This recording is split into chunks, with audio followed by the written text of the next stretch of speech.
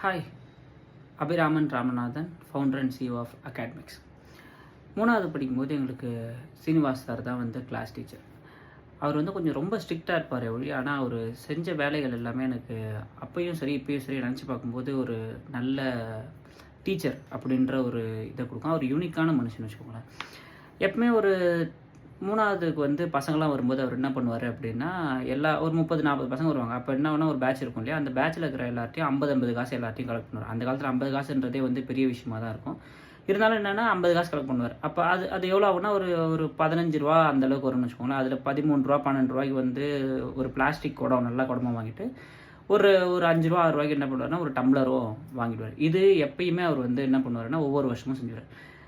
அதுக்கப்புறம் என்ன பண்ணுவாங்கன்னா, குரூப்பாக பிரித்து ஒவ்வொரு வாரமும் ஒவ்வொரு குரூப் என்ன பண்ணணும்னா, அதில் தண்ணி பிடிச்சிட்டு வந்து காலையில் நிரப்பிடணும்.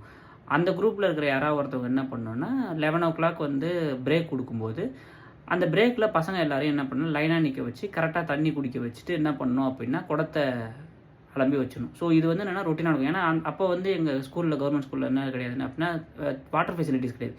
எல்லோரும் வெளியில் போகும்போது 3வது படிக்கிற பசங்க மட்டும் அவங்க இதிலே குடிச்சுப்பாங்க. அவர் அந்த மாதிரி ஒரு விஷயம் கொண்டு வரார். அதே மாதிரி என்னென்னா, எங்களோட கிளாஸ் ரூம் வந்து லாஸ்ட் பில்டிங். அதனால் என்னென்னா, ஒரு சந்து மாதிரி இருக்கும். அதுக்குள்ளே உங்களுக்கு லெஃப்ட் ஹேண்ட் சைடில் வந்து எங்கள் கிளாஸ் ரூம் இருக்கும். ரைட் ஹேண்ட் சைடில் வந்து என்னென்னா, ஒரு சின்னதாக ஒரு செவத்துக்கு பக்கத்தில் ஒரு சின்னதாக ஒரு பாத்தி மாதிரி கட்டி என்ன பண்ணியிருப்பாருன்னா, அதில் இந்த பட்ரோஸ்லாம் நெட் வைக்க சொல்லுவார். ஒரு சின்னதான கார்டன் வைப்பார்.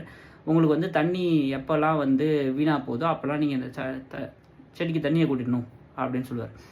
அதே மாதிரி இந்த சாக்லேட்ஸு, இந்த தின்பண்டம்லாம் வாங்குறது நிறுத்தத்துக்கு அவருக்கு என்ன பண்ணார் அப்படின்னா, பசங்கள்கிட்ட வந்து இருக்கிற கையில் இருக்கிற காசை என்ன பண்ணுவார்னா, ஒரு சிறு சேமிப்பு அட்டை மாதிரி ஒன்று போட்டு என்ன பண்ணார், எவ்வளோ கொடுத்தீங்கன்னு சொல்லிட்டு எழுதி வச்சுனே வருவார். லாஸ்ட்டாக அதை வந்து என்ன பண்ணால் கலெக்டிவாக எடுத்து பசங்கள்கிட்ட கொடுப்பார். அது நிறைய பேரண்ட்ஸே வந்து சொல்லுவாங்க, எங்களுக்கு வந்து இந்த பசங்களுக்கு நாங்கள் கொடுத்து அனுப்புகிறோம், நீங்கள் வந்து எங்களுக்கு லாஸ்ட்டாக ஒரு பல்க் அமௌண்ட் மாதிரி இருக்குது. சம்டைம்ஸ் சில பசங்களாம் 100 ரூபாலாம் 3வது முடிஞ்சுட்டே வாங்கிட்டு போயிருக்காங்க. ஸோ அவர் ஒரு தடவை என்னென்னா, நாங்கள் பட்ரோஸ்லாம் நட்டுட்டு இருக்கும்போது அப்போ கேட்டார், இந்த இது மட்டும் எதுக்கு தெரியுமா நட சொல்கிறேன் அப்படின்னா, எங்களுக்கு எதுவுமே புரியல, ஏன் நடத்த சொல்கிறீங்கன்னு தெரியல. இந்த செடி வந்து நீங்கள் வந்து நட்டால் தண்ணி தேவையில்லை, இது மேலே நீங்கள் ஓடி விளையாண்டா கூட ஒன்றுமே ஆகாது, மழை பெஞ்சாலும் ஒன்றும் ஆகாது, வெயில் ஆழ்ந்தாலும் ஆகாது, இந்த செடி அப்படியே இருக்கும். ஸோ இந்த மாதிரி தான் நீங்களும் உங்களுக்கு என்ன என்விரான்மெண்ட் இருக்கோ அதை வச்சு தான் நீங்கள் முன்னேற பார்க்கணும் அப்படின்னு சொல்லியிருந்தார். ஸோ சம்டைம்ஸ் என்னென்னா, நம்மளுக்கு சில பீப்புள்ஸ் வந்து அவங்க செய்யும்போது நமக்கு ரொம்ப கஷ்டமாக இருக்கும், அதை கடைப்பிடிக்கிறதுக்கு கஷ்டமாக இருக்கும். ஆனால் ஒன்ஸ் அப்பான் ஒரு ஸ்டேஜுக்கு மேலே பார்த்தோன்னா அது நமக்கு நல்லா யூஸ் ஆகும். அதே மாதிரி தான் அகாடமிக்ஸும்.